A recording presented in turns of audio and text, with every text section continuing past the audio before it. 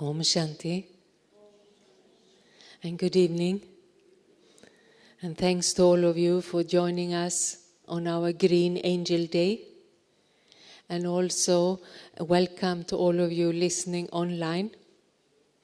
My name is Sister Sonja. I live in Baba Center in Copenhagen, and I'm part of the Brahma Kumaris Environment Initiative. This green t-shirt was made in Australia. We had it a green program, 60 green programs in Australia, one season. So they made that t-shirt then. Yeah. It says, "I can make a difference," which was the slogan. But anyhow, the Green Day became a celebration because it's Shivratri today. So special thanks to Sister Jenti and Brother Golo for accepting the invitation and to celebrate together with us. Both of them are known to you all. Sister Jenti is our additional administrative head of Brahma Kumaris and regional director of our centers in Europe and Middle East. And she has many other titles also.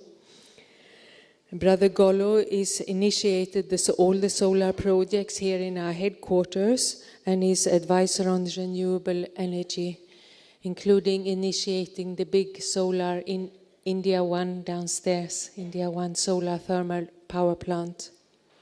And both of them was part of initiating Brahma Kumaris Environment Initiative now 15 years ago. But I have asked them to share one thing about themselves that you wouldn't know. So I think I'll start with Sister Jenti. Can we have one secret from you as an introduction that you think the audience wouldn't know about you? Om Shanti. Happy to see you all. From age 4 through to age 8, I stayed in a home in Pune, India. Sorry, can you hear? No. Can you hear now? Yes? Yeah, okay. So from age 4 to age 8, I remember my home. I don't remember too much about from 1 to 4. I remember bits, but not this bit. And in that little flat that we had, it was my grandfather, my grandmother, my mother, myself, my little brother, and a great-grandmother who was blind. And she would tell me stories from the scriptures, and I don't even know how she had become blind. Maybe later something happened to her eyes, or was she blind from birth? I don't know. But she knew all these scripture stories, and she would relate all these stories to me in particular, because my brother was too little. He was 4, and so he was running around doing other things. But that was an interesting part of my childhood that I won't forget. It epitomizes the extended family system that you have in India, but also just the fact that, somebody very old staying in the same house as young children, it's a very beautiful intergenerational experience. And of course, most people don't have it today, but that was India in the 50s. Thank you. Brother Golo? Yeah, Om Shanti, and welcome to our last program in this Green Day. A story not many, some may know. When I was a very, very small boy, I always thought I'm born in the wrong country, in the wrong time, and I have the wrong parents. And maybe it was 5 or 6, and then I went to my mom and I said, "What went wrong with me?" And my mom, she said, "Boy, everything is totally okay." I said, "You are not my parents." Huh? But my mother said, No, we are your parents. But I had always this strange feeling, I'm at the wrong place and the wrong time and the wrong country. And then I came to India and I thought, that's it. That's the country I love. That's why I had these feelings. And when I came in Gyan, then I also felt that's the knowledge and India is the country. So it was very interesting. It never left me actually when I was a youngster, that I always felt a bit out of place. So that's my thingy. So today's topic is, as you know, climate change and how it impacts us and what our response is. Climate change, you can in one way say, is the biggest game changer today. And is per drama, it will kick in even more. But it has also proven to be a great platform for service, as the need for meditation in this area is increasing as the anxiety comes up to the surface. It's an opportunity for us to understand the relationship between mind and matter more deeply. And in this environment field, we can make Gyan and our knowledge very relevant to address the current world situation. And I've had the fortune of being to every climate change conference together with Sister Jenti and Brother Golo now for 15 years. But before I start the interview, I thought, let me ask you, the audience, how many of you are experiencing one kind of impact of climate change in one way or another? Whether it is weather, fires, floods, or more rain, less rain. How many, you put a hand up? Yeah. How many have experienced dramatic or very severe impacts? Storms, yeah. They're from Greece. Yeah. Hands are coming up. So I thought we could begin this dialogue by taking a trip down the memory lane. It turns out that we have had green days in the double foreign season now for 13 years, since 2011. And I came across the interviews, my notes from an interview with you for 13 years ago. And at that time I asked Sister Jenti, what is your special interest in the area of environment and mind and matter? And why should BKs be interested in environment? And I thought, okay, let me ask Sister Jenti the same question 13 years later. But I also know that the regional coordinators, the RC group, have discussed the environment guidelines and policy this year. So maybe you can also share some insights from that discussion. I see how Baba focuses very much on the fact that nature is there, very cooperative and a server for all of us in the Golden Age. And the connection, of course, everything begins now. It's not in Satyug, but it's today. And so to what extent am I actually serving nature? And one is, am I reducing my carbon footprint so I'm not damaging nature as much as I used to? I'm reducing that impact that I have of taking from nature.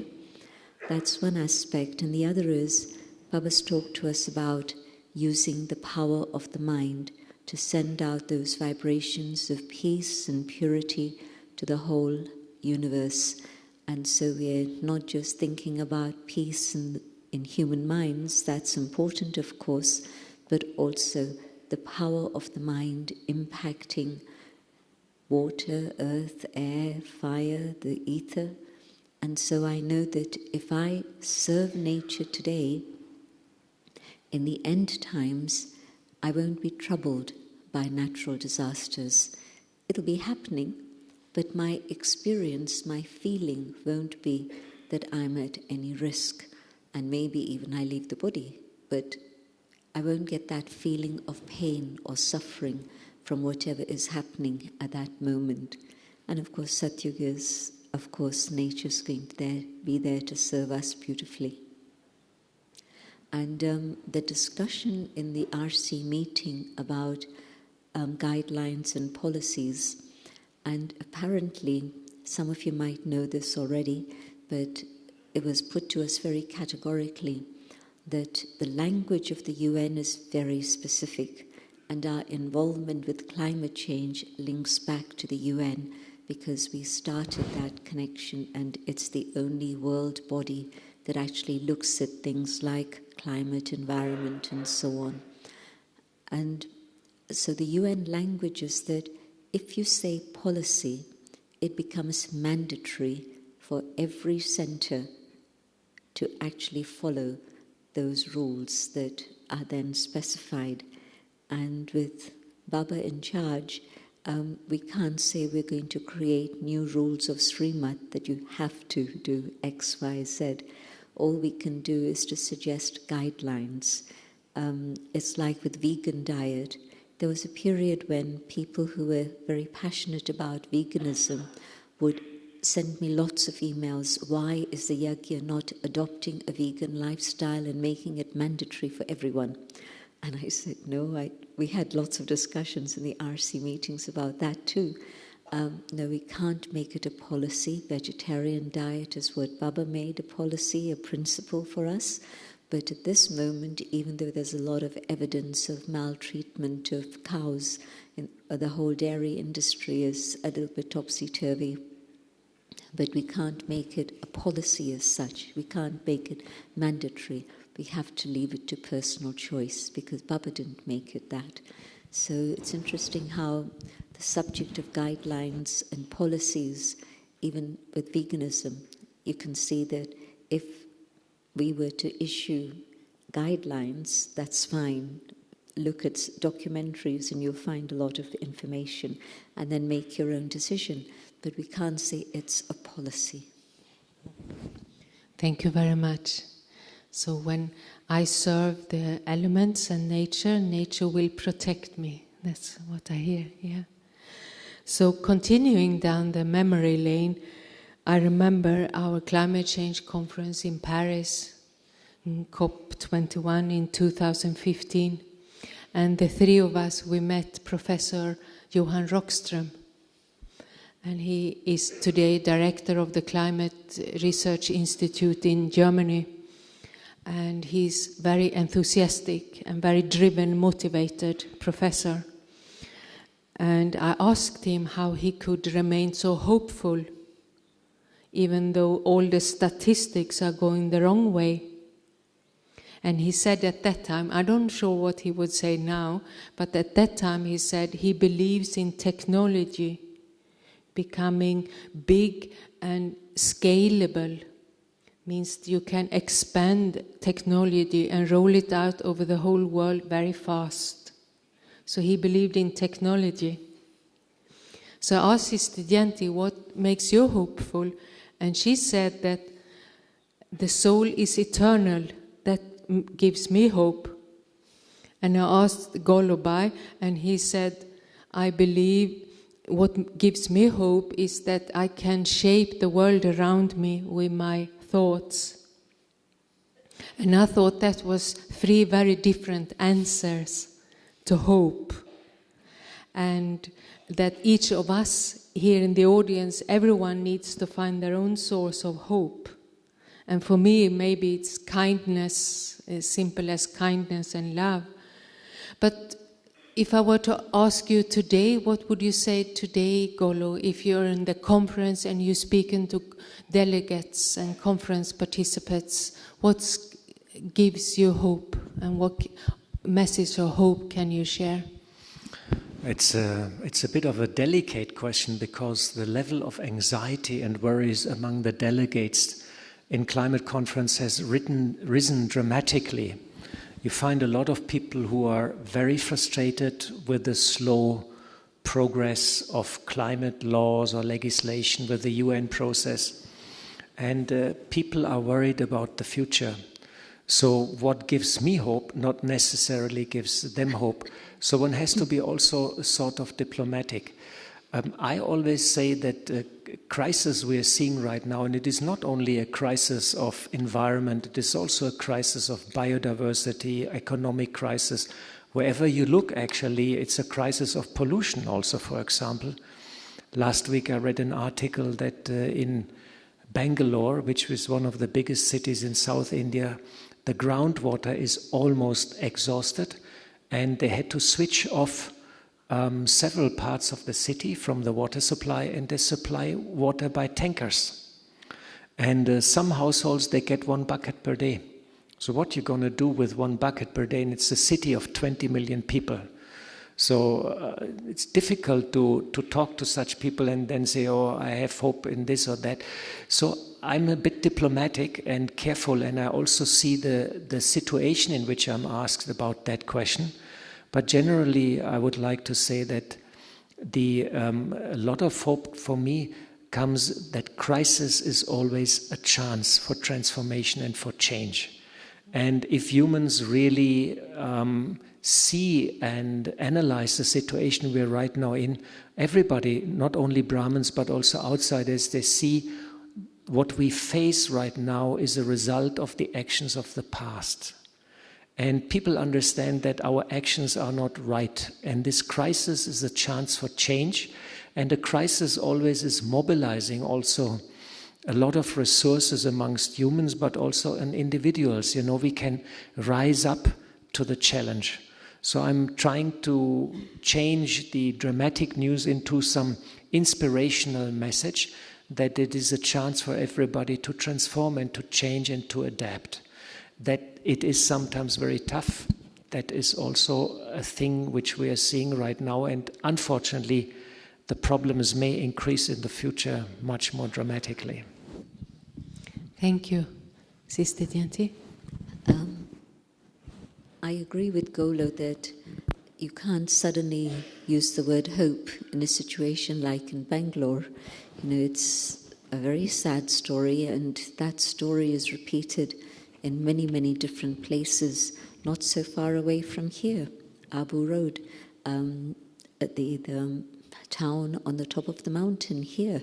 Here we are very fortunate. We have water, but we get it in tankers from, I think, around the end of March. We also have to get it in tankers, but we have a supply.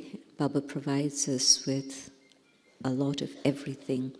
But if I'm in a situation at the UN and the subject comes up about lifestyle, then they're now turning more and more to the Brahma Kumaris to say, well, how do you sustain transformation in lifestyle?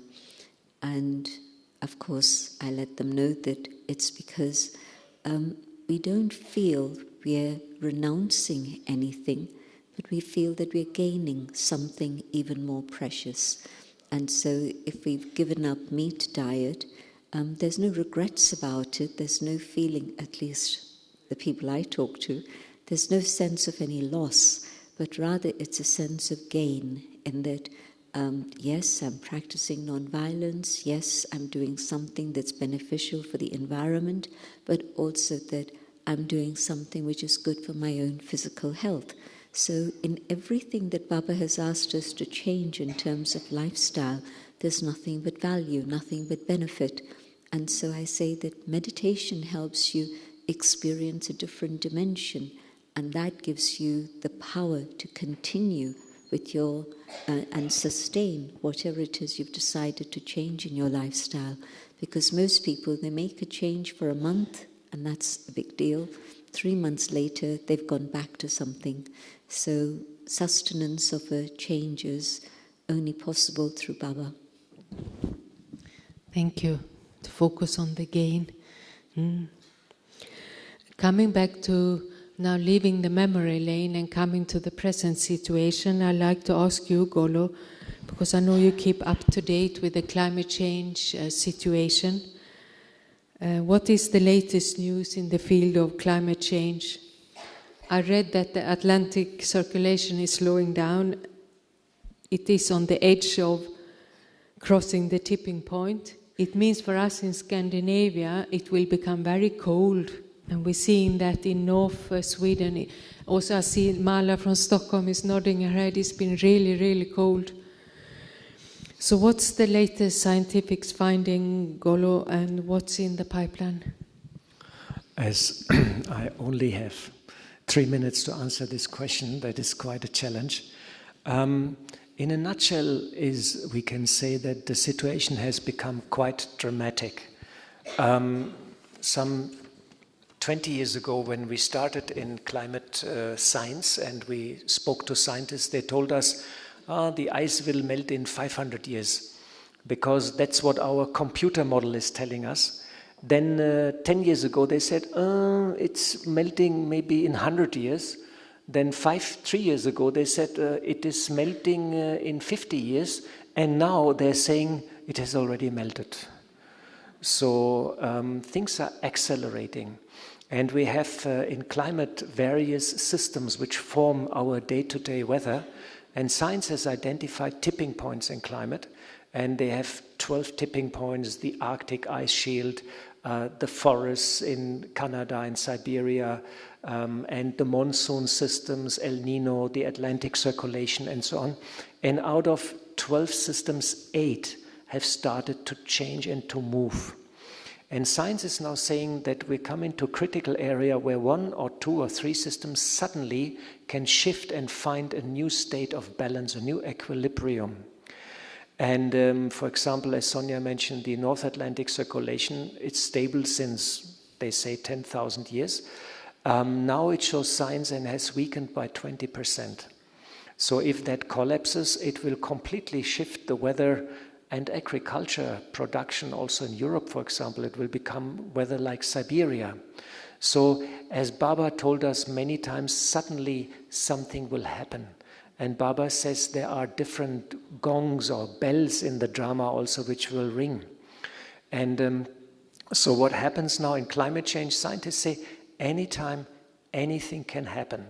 But what is quite obviously is that last year was the hottest year on record. They expect this year to be again more hot. And what will happen is that the number of storms is increasing, the number of floods, the number of droughts. Global food production is at the brink of collapsing. It's already declining since the last 3 years. And global food production is under threat. And the heat waves also will increase, which will be a big problem for people who live in the global south or who live in big mega cities, because they will heat up a lot. Groundwater reserves are depleting dramatically. So the next years we will hear more and more bad news from that area, and here and there it will also affect us personally. And Baba gave us some advice: keep some food, keep some water, keep a bit this, keep a bit that. So water is very important, a cool place is very important, and just be mentally prepared. Anytime anything can happen. That's the situation right now. All over the world, these big research institutes have supercomputer, and they're trying to predict the near future. And it is a very complex and very difficult task. And I think only Baba really knows what exactly is going to happen. But be prepared that a lot of bad news and bad situations will come in the near future to us. Listening to you, Golo, I wonder how you in the audience feel. How many of you are a little bit worried about future times? It's like you have to ask them to be honest. Yeah, they are honest. The camera is not on them. 1/3 maybe. How many feel hopeful and enthusiastic?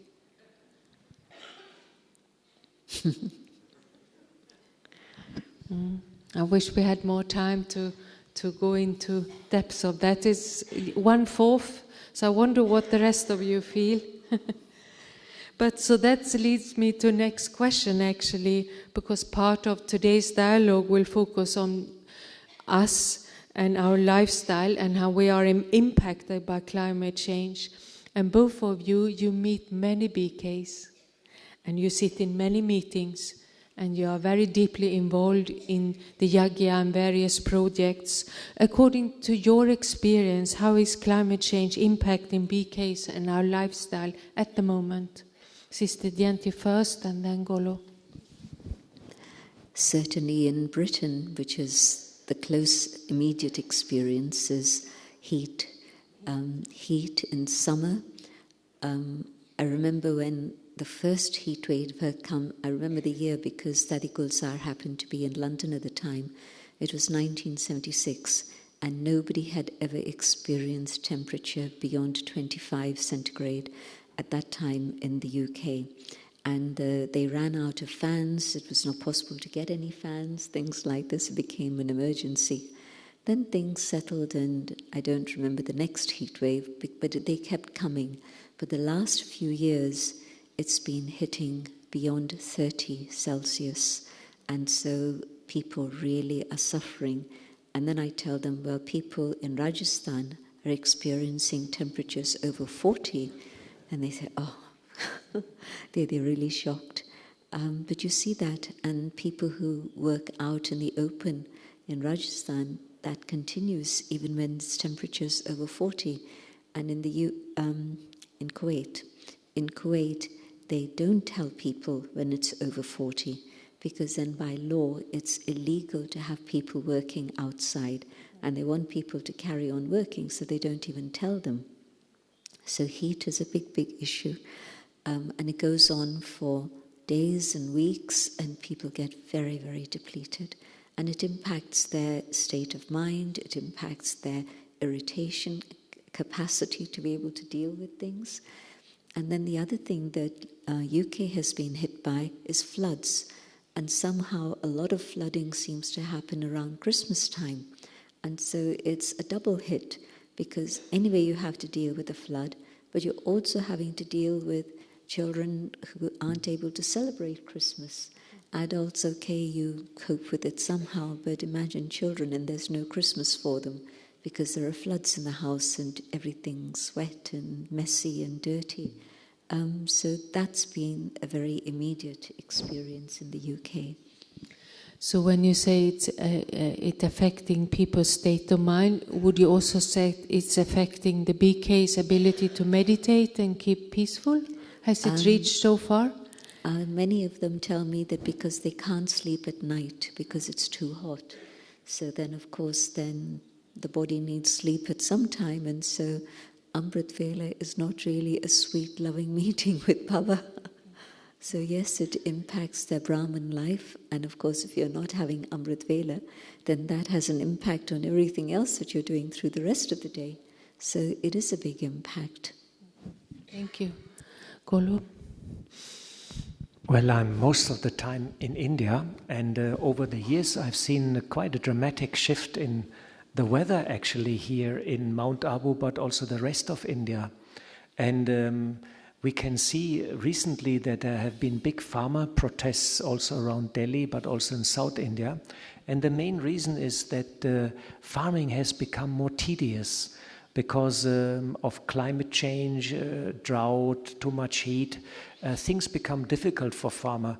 For example, last year, India is one of the biggest exporters of rice and wheat in the world. It's, I think, the second or third largest exporter. And India last year in spring has stopped the export of rice and wheat.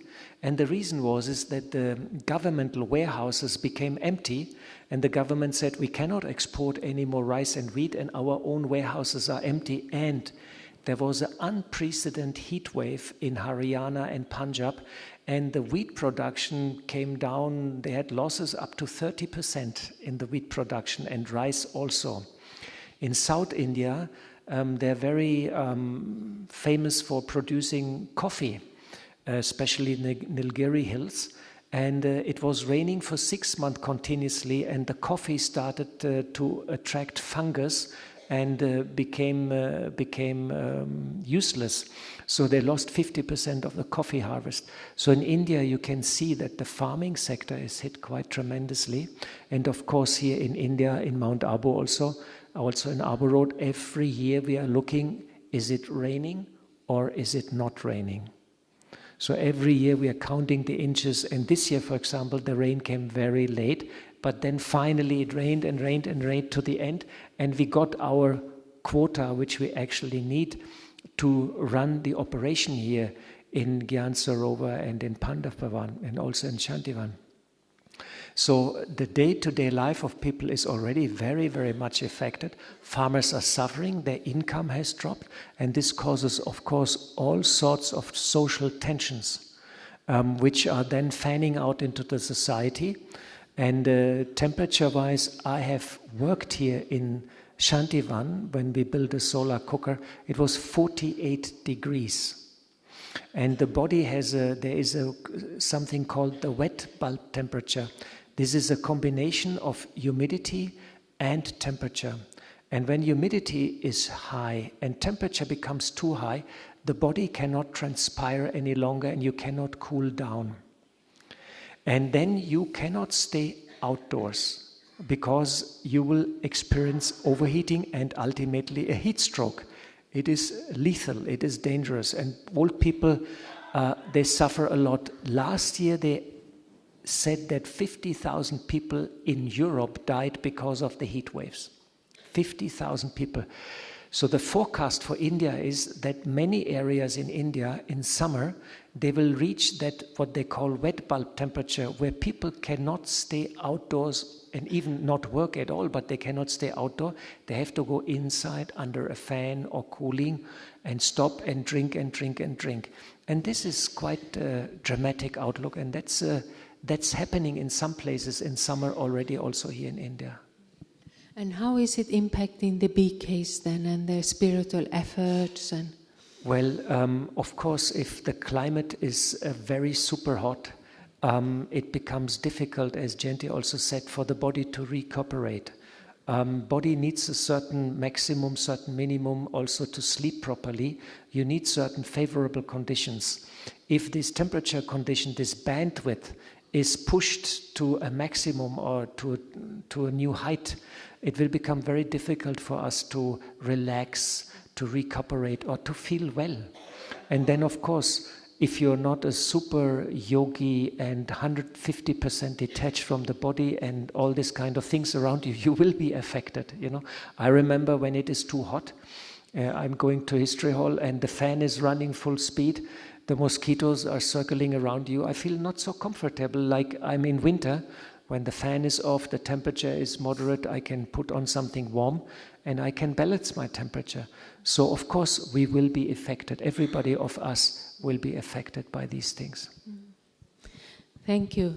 And staying here in India, I have a question first for you, Sister Jenti, because in COP29 in Dubai, the last climate change conference in Dubai, we had a live stream studio where we invited guests for an interview. And one of our guests was Mrs. Viba Dhawan, the director of TERI. And TERI is the largest environment institution in India. And they also hosted a conference in New Delhi recently where Shivani and Brother Golo spoke. But Mrs. Dhawan, she said, and I will quote her, "Sustainability is engraved in the DNA of every Indian. That we in India have lost our way, but we are coming back." Sister Jenti, what do you think she meant by sustainability is engraved in the DNA of every Indian? Is it just political statement? Or? No, it's something that's very, very real. When you think about the relationship with nature, the relationship with the sun, the moon, the stars, the rivers, the forests, everything, Bharatvasis used to worship all of these things. Surya Namaskar, some of you practice that as a Hatha Yoga posture.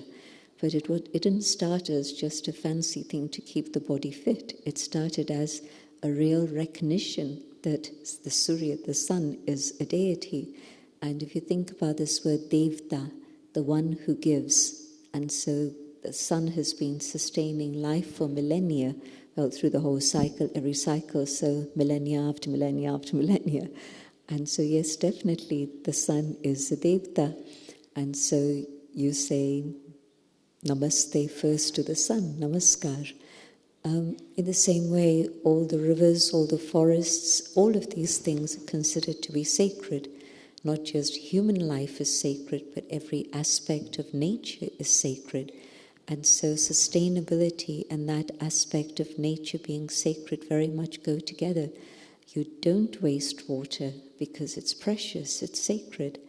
I want to share a little thing that I read literally a couple of hours ago. Came in one of my WhatsApp messages, and it said that my grandfather saw water in the river, and my father saw water in the well. I saw water coming out of a tap. My children are probably going to see water in a capsule. And what next? And so you can see how there was a time when water was valued and precious and nobody polluted it. And today, so much has changed. And so that recognition that every aspect of nature is that which is giving us life. Every tree is sacred, and nobody would cut down a tree just like that. Or if they did need to cut a tree, they would plant another one immediately to replace it, so that it would be aware of the generations that are to come and something is available for them. But yes, India also lost its way. This lady was very right in what she said. Daddy shares the story about how food, the food that was grown in their fields, on their farms, and fruit that came from the orchards, it was never sold. It was seen as a gift that had come to them from God, from nature. And so, firstly, whatever was produced was given to the sadhus, who had huts, who stayed on their land. Then the next was that it was given to the animals. And then next it was given to the children. The next was given to the adults, the male adults. The last was the women who would have their share. And so it went down, and whatever still remained was distributed to the people who worked on the farm so that they also benefited. So it was that awareness of something that we haven't made, and that's a fact. We didn't make nature. We didn't make an apple. We didn't make anything. But it's come to us as a gift. And so it's precious and has to be recognized. The whole system of bhog, offering food to the deities. So every part of life is connected very much with nature and the awareness of the sanctity of nature. Beautiful, thank you. In the studio in Dubai, Golo asked the same person, Mrs. Dhawan, a question about India being a country with incredible spiritual legacy rooted in values and ethics. You asked her how a revival of ethics and moral principles can change the current trend. And I remember she didn't actually answer that question. And Golo, how did that question arise, and what would be your own answer to that? Well, we can see that India is undergoing a dramatic change on the international stage also. When I came first to India in the mid-80s, India was the very sick person in Asia, and it had a huge deficit, and everybody thought in India there are snake charmers and hungry children. You know, that was a bit the picture we had of India. And India has gone a long way since then and now become an economic powerhouse. But at the same time, we can see also in a certain way a revival of traditional old, let's say how we can say, belief systems in India which are being revived. It's a Hindu national idea, a concept which is being publicized into the general population of India, and India is shifting slowly, and people remember the old stories. They remember the old ideas and concepts which have been prevalent in India in old days, especially old scriptures, old ideas that we are all. And if you look at the motto of the G20, which happened last year in India, which I found very interesting. G20 was the meeting of all head of governments of the 20 most economic, most strong countries in the world. So this India was the hosting that G20, and it was one family, one world, what was it? One family, one world, one future. Yeah, this was one family, one world, and one future. And that's quite amazing that from India, such a message comes to the whole world. And if we all remember, a couple of years ago, the government through Modi initiated the International Yoga Day. And so it is almost as if India become a moral authority again, and India is growing in stature. And you can see this economically, that India becomes a powerhouse. India is the only country right now where the large international companies are investing in a big way because India has the potential to grow for the next 20 years. There's no other region in the world where it is the same. So a lot of money, a lot of resources are coming to India, but also a lot of political attention because India is right smack in the middle. It is in the middle to China, in the middle to Asia, in the middle to Australia. India is very centrally strategical, very, very centrally located, and India suddenly becomes important. And India is growing in stature. And I was thinking, why is that going to happen? And then I remembered, oh, the Brahma Kumaris is here meditating since 80 years, and that's a subtle effect of that purification process which we initiated and which is slowly transcends into the whole perception of India, how India is seen by the outside world. And I think at the end of this process, India will be the country which will be revealed as the place of the next Satyuga, as the most ancient, revered civilization on this planet. And India, Brahma Kumaris will be revealed, but I feel also India as a nation, as the oldest, the most powerful, the most glorious nation will be revealed. And so I was asking a bit that question in that context. And for scientists, of course, for Indian scientists, it's not easy to sort of make that connection to the old, great India, which was once there, because they're still very much oriented in their science world and towards the West. But I feel East and West comes together, and India will play the key role and will be revealed in the near future. Thank you for both of you addressing the legacy of India. Very beautiful. Thank you. We started the interview by going down the memory lane, and my last question will be about looking ahead. What is our most important step the Brahma Kumaris Environment Initiative need to take? What does the family need to take? But before that question, I'll ask you, what have your main learning be as personal learning from our 15 years doing focused environment service? I've been very aware that it's our stability and our consistent message that's created a very strong bond of friendship with many, many people at COP, because many have come and gone, some have come and stayed, and those who've stayed have been watching us.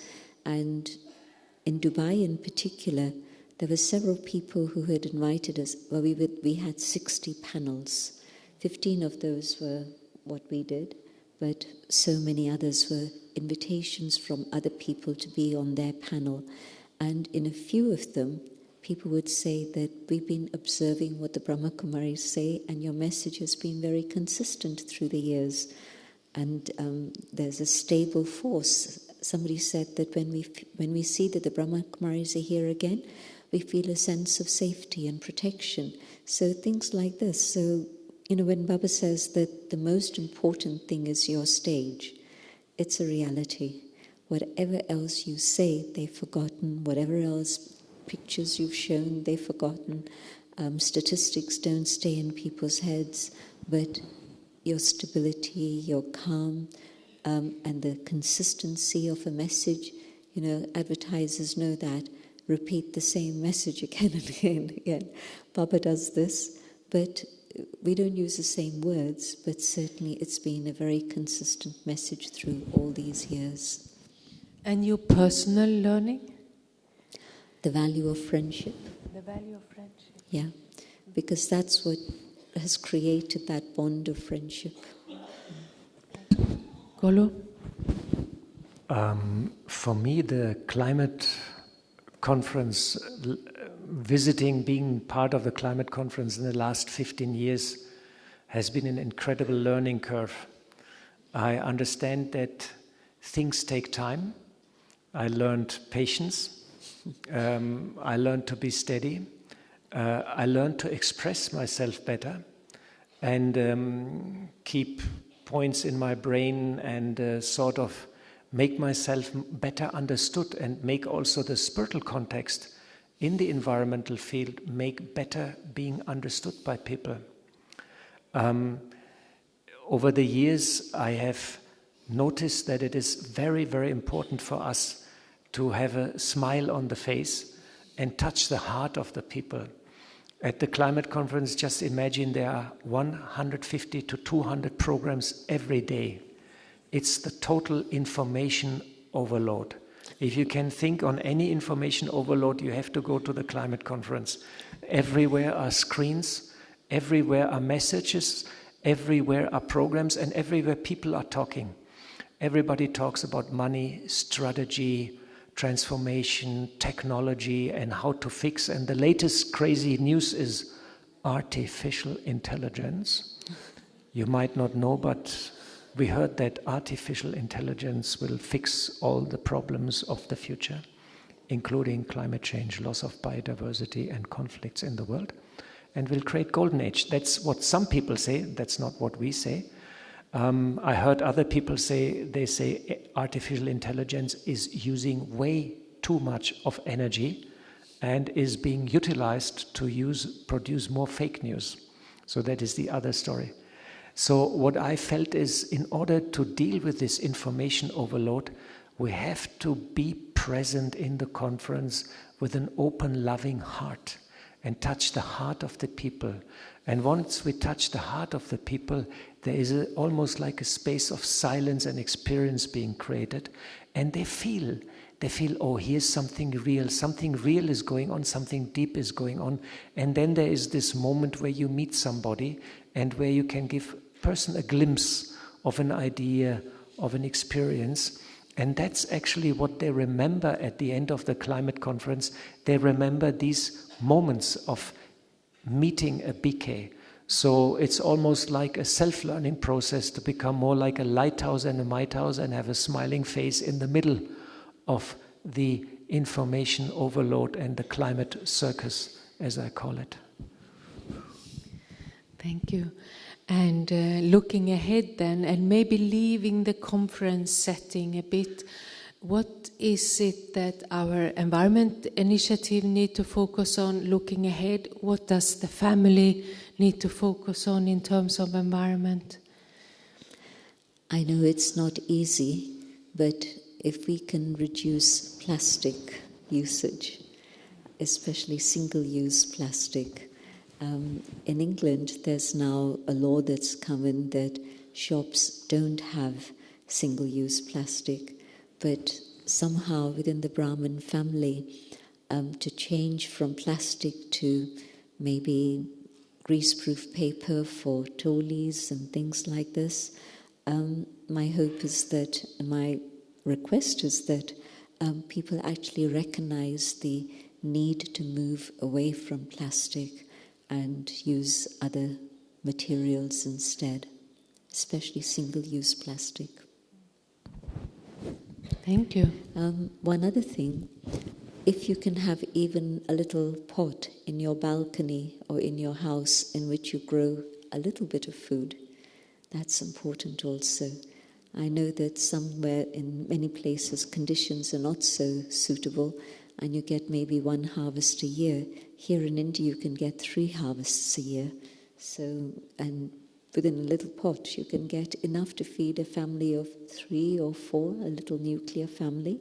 And if you've got a garden, definitely you should plant some vegetables and herbs.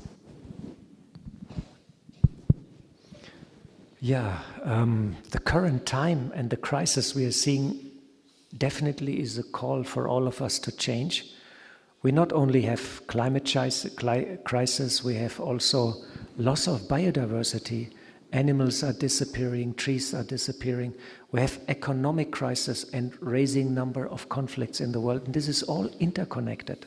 Even earthquakes are interconnected to climate change because the weight distribution on our planet is changing. So it's becoming a big crisis, and some scientists call it a polycrisis. And how Brahmins should react? Well, we always should do the good deed. So we can put a little solar system, we can plant some trees, we have a tree plantation campaign, we can offset our traveling, we have a carbon emission program where you can spend a little bit money for a green project and offset your CO2 emissions. So there are many good things what you can do, and I request you to visit once our webpage, www.echo.brahmakumaris.org. You will find a lot of ideas, concept resources, workshops, interviews, but very practical steps also for the centers, how to go green, segregate waste. For example, in Yagya, we are setting up now a waste segregation and biogas plant, which will be a very good example for whole India and the whole region. But on the other side, the situation is a very powerful call for all of us to intensify our spiritual dharana, our spiritual efforts, and really now bring into practice what Baba is expecting from us, to become soul conscious, to purify our thought process, to become angel and heal ourselves and heal the world. This is the call of the time, that we become so powerful and so shiny that no darkness can touch us, no hopelessness can touch us, and we really reveal ourselves and we reveal Baba. And by this powerful atmosphere, we bring healing energy to the world and to the planet. We literally infuse energy in all the atoms, in all the molecules, and we drive impurity out of the world. We purify the whole world, not only the world, we purify the universe. And by this mental process, this strengthening of the self, this shiny, this becoming light, becoming angel, we create the new golden age. And if we focus on this new world which is right in front of us, then nothing what is happening here is bothering us. We become shiny and we become an inspiration for the other people. That's the sort of the time calling us now to do. That's my feeling.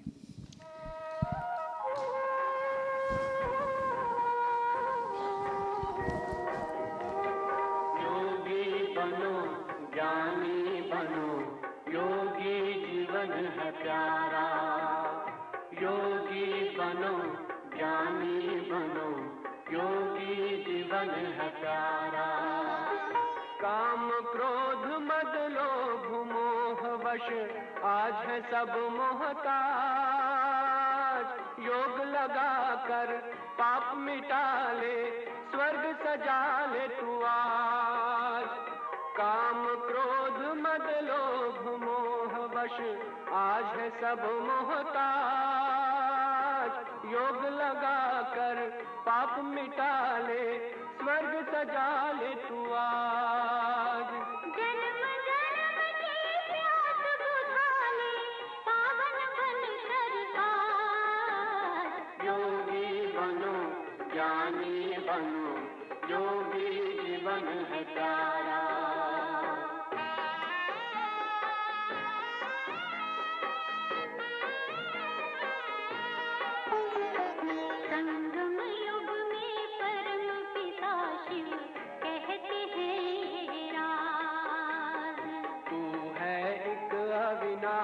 आत्मा सुन लो मेरी आवाज संगम युग में परम पिता शिव कहते हैं राज तू है एक अविनाशी आत्मा सुन लो मेरी आवाज सुख शांति और पावनता से झोले भर लो आज योगी बनो ज्ञानी बनो योगी जीवन है प्यारा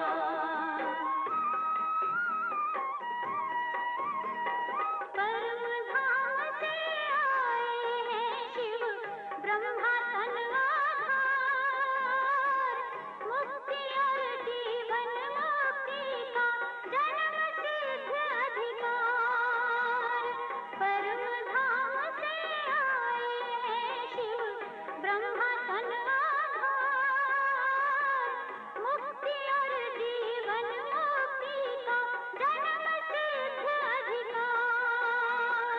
चलना है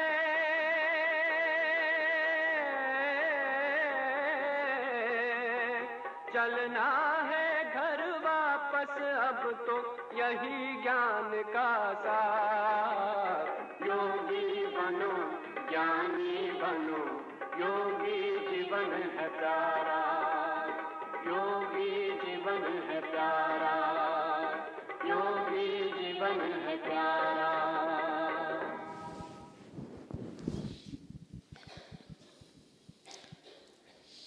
So, thank you very much, and that was a good kick-off into traffic control.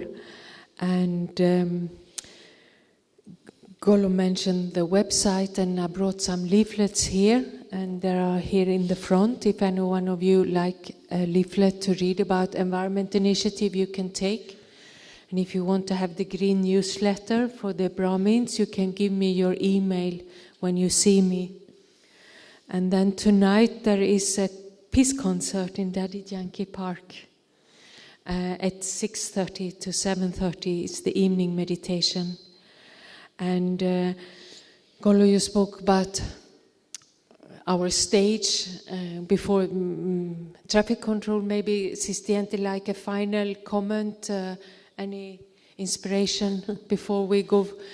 So any last... Gola gave a beautiful summary of the spiritual preparation that's so important.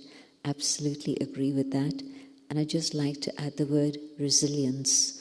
You know, little things go wrong and we get upset with that, but the more soul conscious I am, the more I draw power from Baba, like Baba explained today, the more I have the capacity to be able to go beyond that and have the resilience not to be pulled down by all the horrible things that you've been hearing about.